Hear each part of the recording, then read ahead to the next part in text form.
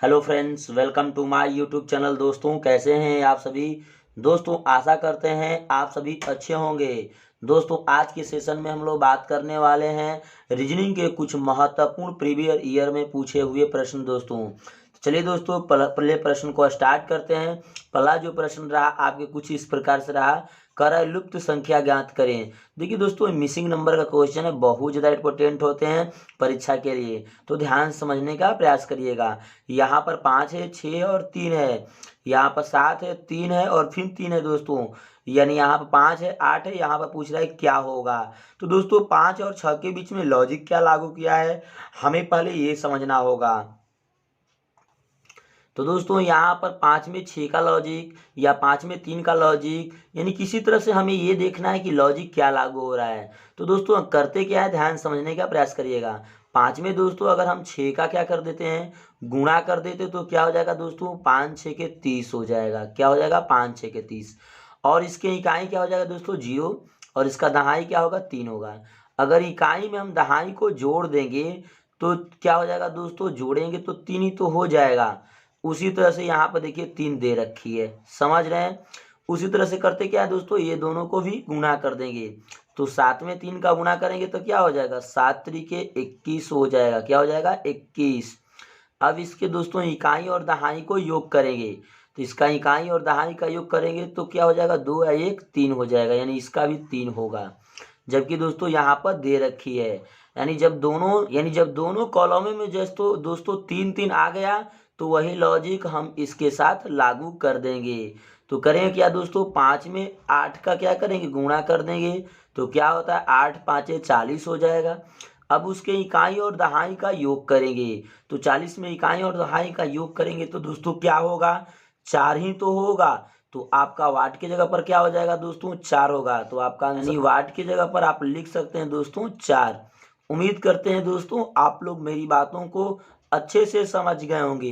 प्रश्न नंबर दोस्तों 2 है, मोस्ट इम्पोर्टेंट, ध्यान समझने का प्रयास करिएगा। यहाँ पर दोस्तों 4 है, यहाँ पर 5 है, यहाँ पर 6 है, और बीच में क्या देखिए दोस्तों, त्रिभुज के 50, यानी दोस्तों दोनों के बीच में क्या लॉजिक लागू किया कि 50 आया। तो देखिए दोस्तों, 5 में 6 का गुणा करेंगे तो 5 6 के 30, 30 में दोस्तों अगर 4 का करेंगे तो क्या इतना हो जाएगा, 120 हो जाएगा। जबकि यहाँ पर लाना क्या दोस्तों, 50 लाना है। तो क्या करेंगे, इसको एक बार दोस्तों ऐड करके देख लेते हैं। 5 में 6 का जोड़ेंगे तो क्या हो जाएगा, 11, 11 में 4 का गुणा करेंगे तो क्या हो जाएगा, 44 हो जाएगा, जबकि 50 दे रखी है। उसी तरह से दोस्तों इसमें दोनों को ऐड कर लेते हैं, तो 5 में 4 ऐड करेंगे तो 9, 9 छक्के 54, यानी 4 अधिक हो गया। तो दोस्तों यहाँ पर इसको भी एक बार ऐड करके देख लेते हैं। तो 4 में 6 ऐड करेंगे तो 10, और 10 में 5 का गुणा कर देंगे तो क्या हो जाएगा, 50 हो जाएगा। यानी करना क्या है दोस्तों, एक साइड की सभी भुजाओं का योग, यानी दोनों भुजाओं का योग, यानी 4 और 6 को योग कर लेंगे तो क्या हो जाएगा, 10, और 10 में कितना गुणा कर देंगे दोस्तों, 5 का, तो कितने हो जाएंगे, 50 हो जाएंगे। समझ रहे हैं दोस्तों। जबकि यहाँ पर देखिए दे रखी है। ठीक उसी प्रकार से यहाँ पे 6 और 7 का से लागू करेंगे। तो दोस्तों करेंगे क्या, 6 7 को क्या करेंगे, जोड़ देंगे, तो 6 7 क्या हो जाएगा, 13 हो जाएगा। 13 में दोस्तों कितना से गुणा करना है, 5 से करना है। तो 5 से करेंगे तो क्या हो जाएगा, 13 5 6 65। क्या हो जाएगा, 13 5 6 65। जबकि देखिए दोस्तों यहाँ पर बीच में दे रखी है 65। ठीक उसी प्रकार से यहाँ पर लॉजिक लागू करेंगे। ठीक है, तो करते क्या है दोस्तों, 8 प्लस 4 कर लेंगे, और 8 4 कर देंगे प्लस, तो क्या हो जाएगा दोस्तों, 8 4 12 हो जाएगा। यहाँ पर क्या है, 6 है, तो 6 का गुणा कर देंगे, तो 12 6 के कितना हो जाएगा दोस्तों, 72 हो जाएगा। कितना हो जाएगा, 72। तो इस वाट की जगह पर क्या होगा दोस्तों, इस वाट की जगह पर 72 होगा। समझ रहे हैं बात को। तो आपका आंसर कौन सा होगा दोस्तों, आपका आंसर हो गया ए इज द राइट आंसर। उम्मीद करते हैं दोस्तों आप लोग मेरी बातों को अच्छे से समझ गए होंगे।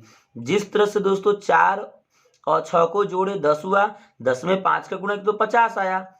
ठीक है, उसी तरह से दोस्तों 6 और 7 को जोड़ेंगे 13, 13 में 5 का गुणा करेंगे तो कितना होगा, 65 हो जाएगा। उसी तरह से दोस्तों सिमिलरली उसी तरह से क्या करेंगे, 8 में 4 का क्या करेंगे, योग करेंगे, 8 4 12, 12 में 6 का गुणा करेंगे तो क्या हो जाएगा, 12 6 के 72 हो जाएगा। समझ रहे हैं दोस्तों, यहाँ तक अच्छे से समझ गए होंगे। तो 12 हो जाएगा, 8 6 12, 12 6 72, तो आपका आंसर हो जाएगा वाट की जगह पर दोस्तों 72। अगले प्रश्न पर चलते हैं दोस्तों, मोस्ट इंपोर्टेंट है, ध्यान से समझने का प्रयास करिएगा। अगला प्रश्न है दोस्तों, कह रहा है कि यदि 5 अगस्त को शुक्रवार है, ठीक है, तो 30 अगस्त को क्या होगा। देखिए दोस्तों, इस प्रकार के जब भी प्रश्न आता है तो उसमें आपको सन नहीं दिया है।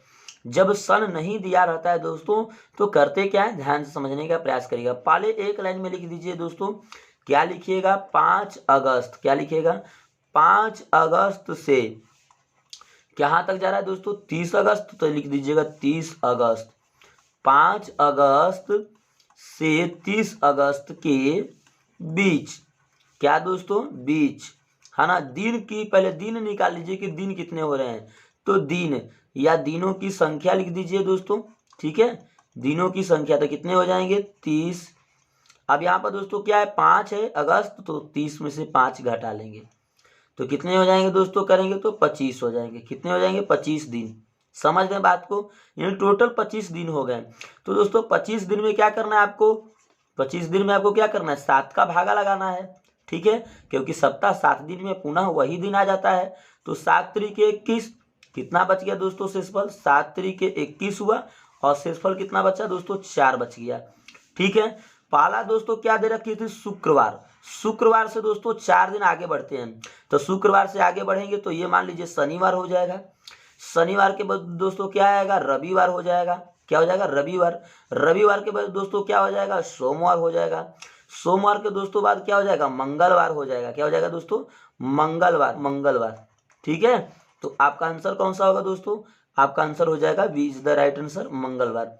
उम्मीद करते हैं दोस्तों आप लोग मेरी बातों को अच्छे से समझ गए होंगे, क्योंकि शुक्रवार दे रखी थी, तो शुक्रवार में दोस्तों 4 हम क्या करेंगे, आगे बढ़ेंगे, क्योंकि शेषफल क्या बढ़ रहा है, 4 मिला है, तो 4 हम आगे बढ़े तो क्या मिला, पहले शनिवार, फिर रविवार, सोमवार और मंगलवार। तो आपका आंसर हो जाएगा दोस्तों B is the right answer, मंगलवार। अगले प्रश्न पर चलते हैं दोस्तों, मोस्ट इंपोर्टेंट। अगला प्रश्न ध्यान से समझने का प्रयास करिएगा।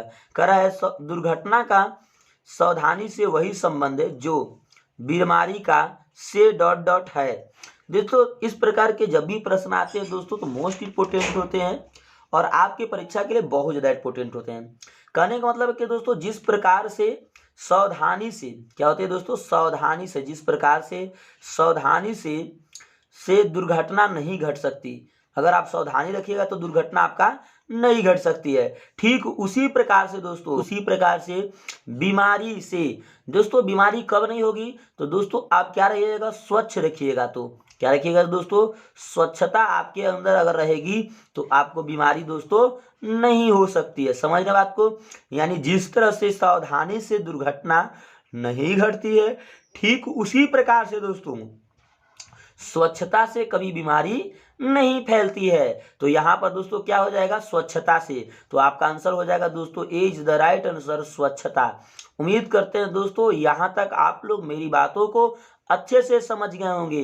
प्रश्न नंबर दोस्तों 5 पर चलते हैं, मोस्ट इंपोर्टेंट है, ध्यान से समझने का प्रयास करिएगा।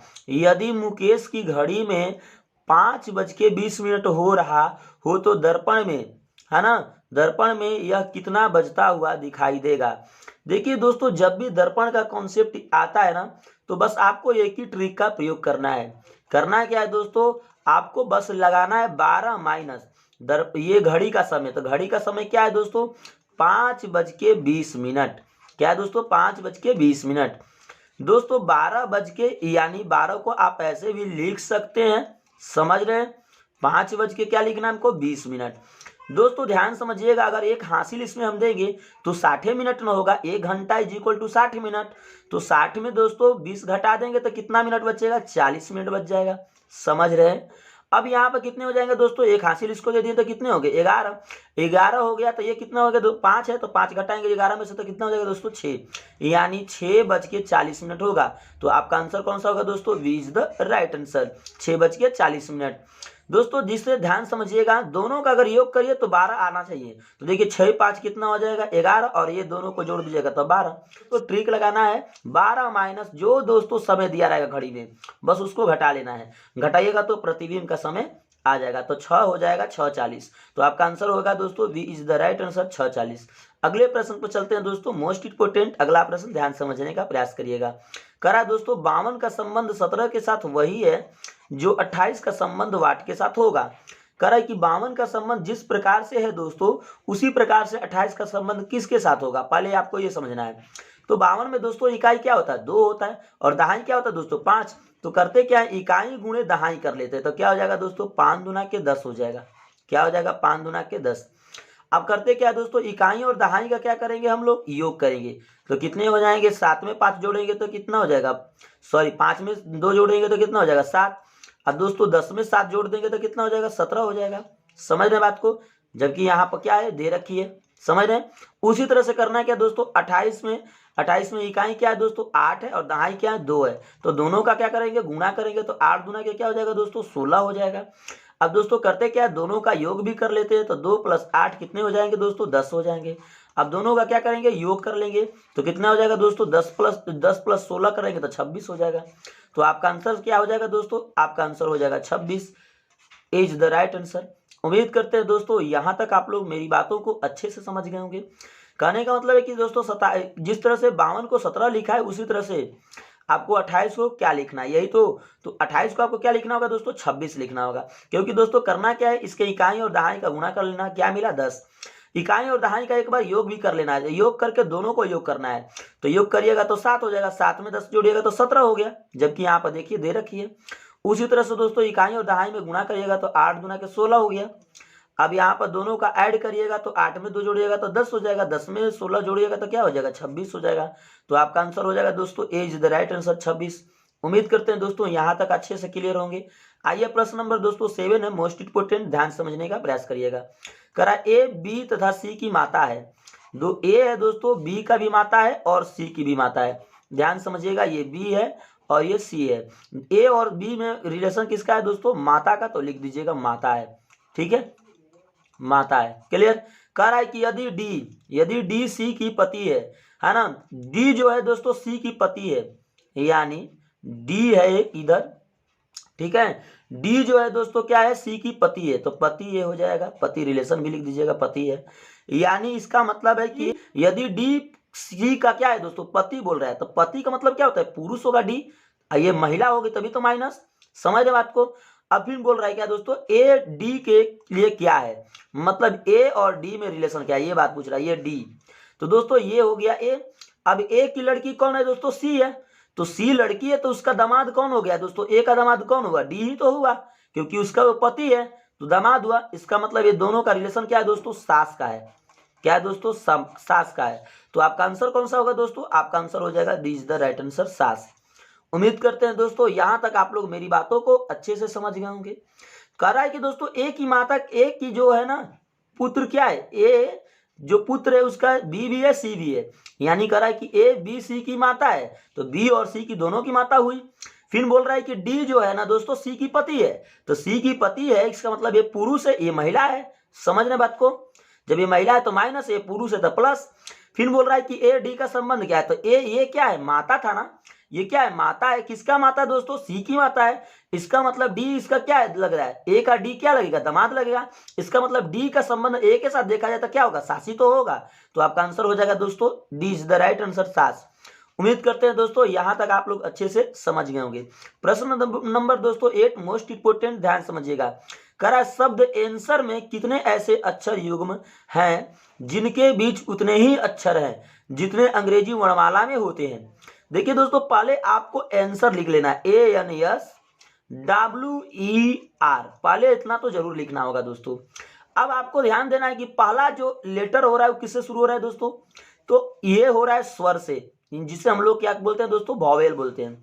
तो दूसरा लेटर यहाँ पर देखिए है ई, वो भी वॉवेल ही है, ई क्या है, वॉवेल है। लेकिन ए से ई तक जाने में कितना का डिफरेंट मिला दोस्तों, +5 किया तब मैंने ई आ गया। ठीक उसी तरह से दोस्तों यहाँ पर क्या है, कॉन्सोनेंट एन है, एन है कॉन्सोनेंट, ध्यान समझने का प्रयास करिएगा दोस्तों, बहुत टफ है ये। तो एन कॉन्सोनेंट है, यहाँ पर क्या है दोस्तों, आर है। लेकिन दोनों का डिफरेंट अगर देखें तो दोस्तों ये भी +5 है। अगर एन में +5 करिएगा तो क्या मिलेगा, आर मिलेगा, और ए में हम +5 करेंगे तो क्या मिलेगा दोस्तों, ई मिलेगा। तो इसमें कितने दोस्तों युग्म बने, 2 युग्म बने, तो आपका आंसर हो गया 2 युग्म। पहला युग्म क्या बना दोस्तों, ए ई बना, और दूसरा क्या बना दोस्तों, एन आर बना। समझ रहे बात को? उम्मीद करते हैं दोस्तों आप लोग मेरी बातों को अच्छे से समझ गए होंगे, क्योंकि पहला युग्म ए ई, दूसरा क्या बना दोस्तों, एन आर बना। समझ रहे बात को? तो आपका 2 युग्म हुआ, तो 2 आपका आंसर हो जाएगा दोस्तों, सी इज द राइट आंसर। उम्मीद करते हैं दोस्तों यहां तक आप लोग मेरी बातों को अच्छे से समझ गए होंगे। प्रश्न नंबर दोस्तों 9 है, मोस्ट इंपोर्टेंट, ध्यान समझने का प्रयास करिएगा। करा भारत बिहार, जिस तरह से दोस्तों भारत बिहार का संबंध, उसी तरह से विद्यालय का संबंध किसके साथ होगा, बात ये पूछ रहा है। कहने का मतलब है कि दोस्तों जिस प्रकार से बिहार जो है, ये बिहार जो है दोस्तों किसका अंग है, भारत ही का तो अंग है। समझ रहे हैं, ये किसका अंग है, भारत का अंग है। ठीक उसी प्रकार से दोस्तों विद्यालय का अंग क्या होता है, तो कक्षा होता है। यानी कक्षा जो होता है दोस्तों क्या होता है, कक्षा जो होता है विद्यालय का क्या होता है दोस्तों, अंग होता है। ठीक उसी प्रकार से कक्षा क्या होता है, विद्यालय का अंग होता है। तो आपका आंसर हो जाएगा दोस्तों B is the right answer, कक्षा। उम्मीद करते हैं दोस्तों यहां तक आप लोग मेरी बातों को अच्छे से समझ गए होंगे। कहने का मतलब है दोस्तों कि बिहार जो है क्या है, भारत का एक अंग ही ना है। बिहार भारत का क्या है, एक अंग है। उसी तरह से दोस्तों कक्षा क्या होगा, विद्यालय का क्या होगा, विद्यालय का पूरा एक अंग है। तो आपका आंसर हो जाएगा दोस्तों B is the right answer, कक्षा। उम्मीद करते हैं दोस्तों आप लोग मेरी बातों को अच्छे से समझ गए होंगे। बात समझ में आए दोस्तों तो एक प्यारा सा लाइक करिए, चैनल को सब्सक्राइब कर लीजिएगा दोस्तों। लेटेस्ट वीडियो देखने के लिए दोस्तों ऑल पर क्लिक कर लीजिएगा। मिलते हैं दोस्तों नेक्स्ट वीडियो में एक नई वीडियो के साथ। जय हिंद दोस्तों।